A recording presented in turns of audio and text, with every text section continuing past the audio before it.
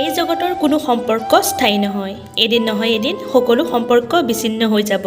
মৃত্যু হৈছে ইয়াৰ আচল প্ৰমাণ। আচলতে স্বামীতকৈ আপোন কোনো হ'ব নোৱাৰে। নিৰ্দিষ্ট বয়সৰ পিছত এজনী ছোৱালী মাক দেউতাকৰ বাবেও বোজা হৈ পৰে। কিন্তু স্বামী নামৰ মানুহজনে পত্নীক ভালে ৰখাৰ বাবে আমৃত্যু পৰিশ্ৰম কৰি যায়। যদি কাৰোবাৰ সুখৰ কাহিনী লিখিবৰ বাবে এডাল ভাল পেঞ্চিল হ'ব নোৱাৰে, তেনেহ'লে ৰবৰ হওক, যাতে কাৰোবাৰ দুখৰ কাহিনী মোহাৰি দিব পাৰে। যি স্বামীয়ে পৰিয়ালৰ বাকী সদস্যৰ সন্মুখত নিজৰ পত্নীক অপমানজনক ব্যৱহাৰ কৰে, সেই স্বামীৰ প্ৰতি পত্নীৰ মনত কোনোদিনো ভাল পোৱা নাথাকে। তেল মাৰি ওপৰলৈ উঠিব পাৰি, কিন্তু বেছি দিনলৈ স্থিৰে থাকিব নোৱাৰি। সেইবাবে পৰিশ্ৰম কৰি নিজৰ যোগ্যতাৰ বলত ওপৰলৈ উঠক। আপোনাৰ স্থায়িত্ব নিশ্চিত।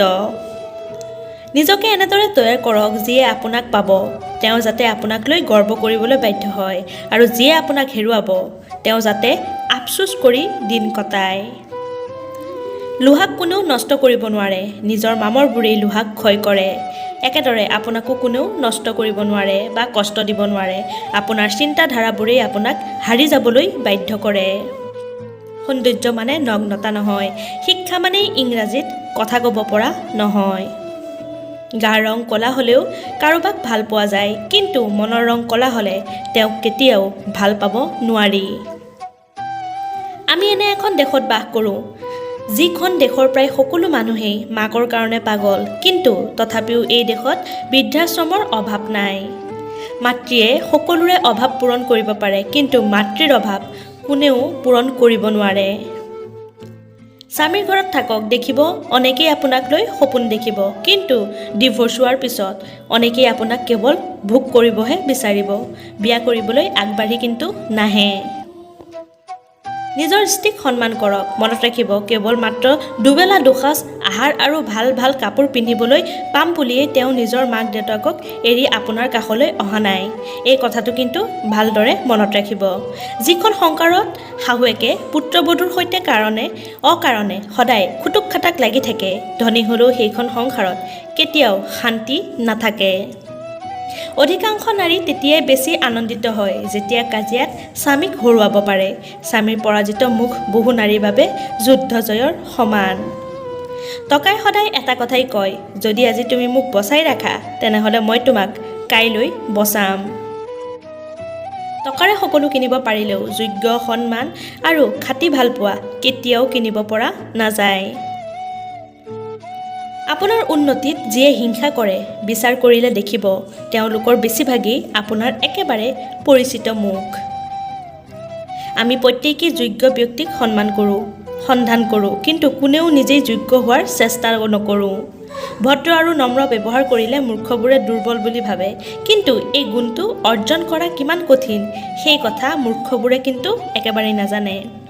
যিয়ে আপোনাৰ নীৰৱতাৰ ভাষা নুবুজে, তেওঁ আপোনাৰ চিৎকাৰৰ ভাষাও কেতিয়াও নুবুজিব। এজন মানুহ জন্মগতভাৱে নহয়, কৰ্মৰ দ্বাৰাহে মহান হয়। যদি আপুনি কাৰোবাক সন্মান কৰিব পৰা নাই, তেন্তে তেওঁক অসন্মান নকৰিব।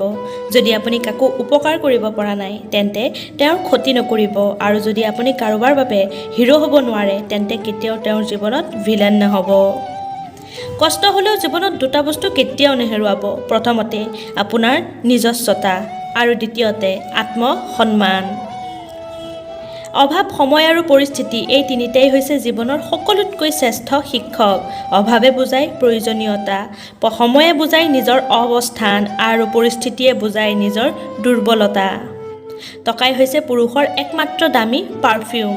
বিশ্বাস কৰক বা নকৰক, এইটোৱেই কিন্তু পৰম সত্য।